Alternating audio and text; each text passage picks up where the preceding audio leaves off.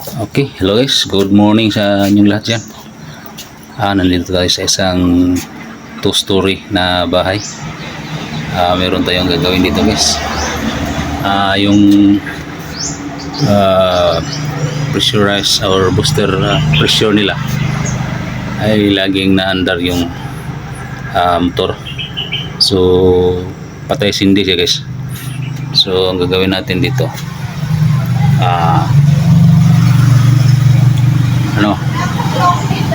i-drain natin. Okay, so yung patay sindi na yan, drain lang yung katapat yan guys. So kung meron kayong pressurized system, water system, pagka nagka gano'n na patay sindi yung motor na water pump, drain nyo lang guys, lalo na sa mga stainless. So yung nandito guys, stainless pressure tank yung ginagamit, 21 gallons. So yun, akyat tayo sa taas. So nandito yung hagdan natin guys, at nandyan yung tangke. So yun, akyat na tayo. Ay. So ito siya guys.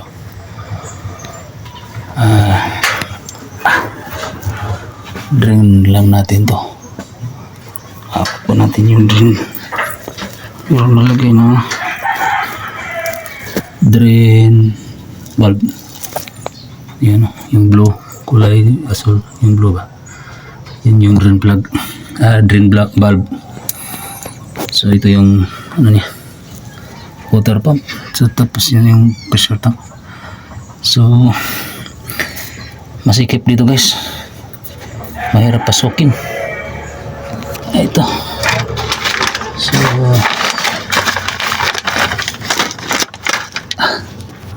sandali lang. Yan yung drainage pipe natin, drainage tubig. So ayan, salukuyang nagdi-drain tayo ngayon guys. So mamaya na pag tapos na. So ayan guys, ubos na yung tubig, wala na. So close na natin yung mga valve, yung drain valve, close na natin para maka-under na yung pump.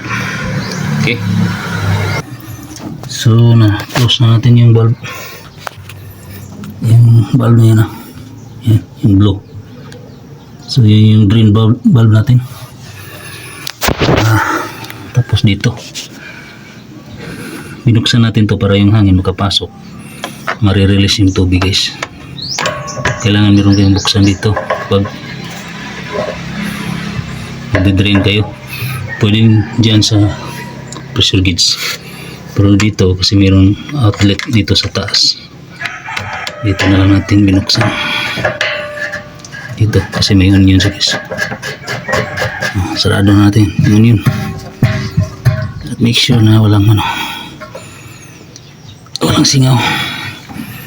Meron tayong nakita ng dito moisture ito guys, parang butas yata dito, siguro na sumisingaw yung hangin. So buksan na natin itong source nya. Sinarado rin natin kasi yung tubig nadaloy rin dito, pati yung mga exit or out ng tubig, dalawa. Yan, yung valve na rin sinara natin para hindi babalik yung tubig kasi konektado yan sa guys, supply mula sa overhead tank, sa storage tank. Yung mga valve na yan konektado yan dun sa linya sa storage tank, pupunta doon sa baba yung supply.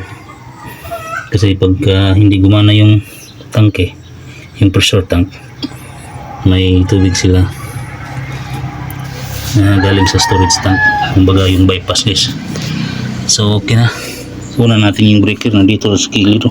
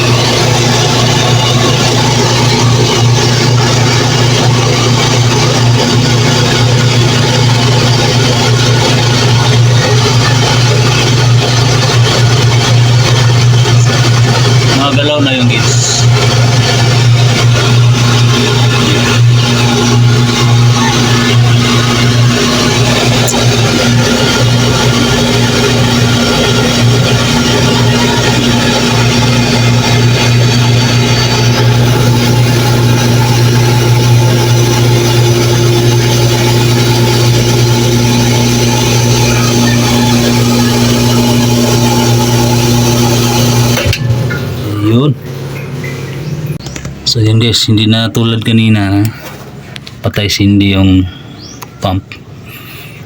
At pag umandar, ilang segundo lang patay. Hindi, ilang segundo patay, tas ilang seconds lang andar ulit pag binuksin yung gripo. So ngayon, ayun na, hindi na siya, so matagal na siya nagandar ngayon. Subukan natin buksan yung gripo sa baba, guys. Okay, baba muna tayo. So bago natin makalimutan, buksan muna natin tong bulb. Ayan, ito yung bulb sa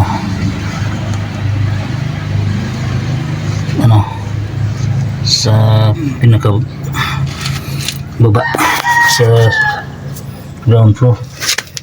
Isa naman sa third floor, sa second floor to.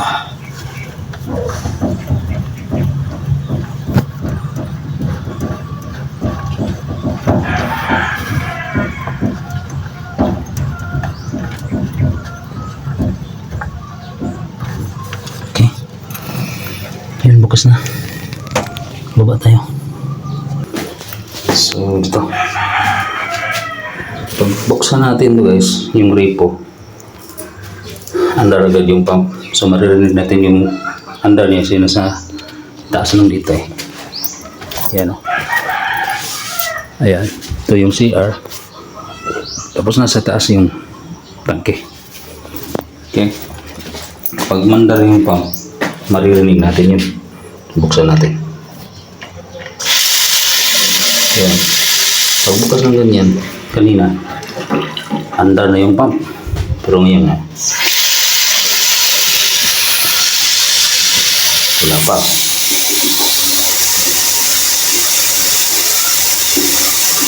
So marami pang tubig na lalabas bago siya mandar. So huwag lang natin hintayin na mandar siya.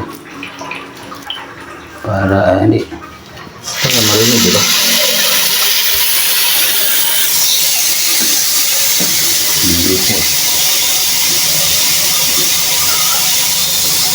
So kahapon umabas yung tubig dyan.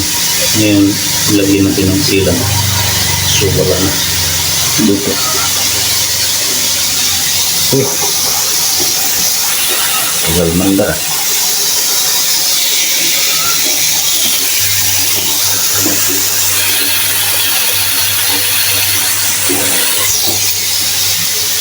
Pag-mandar, guys.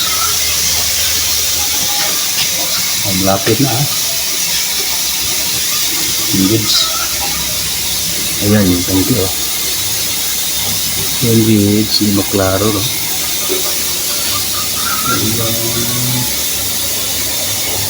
Ayan, hindi maklaro, eh.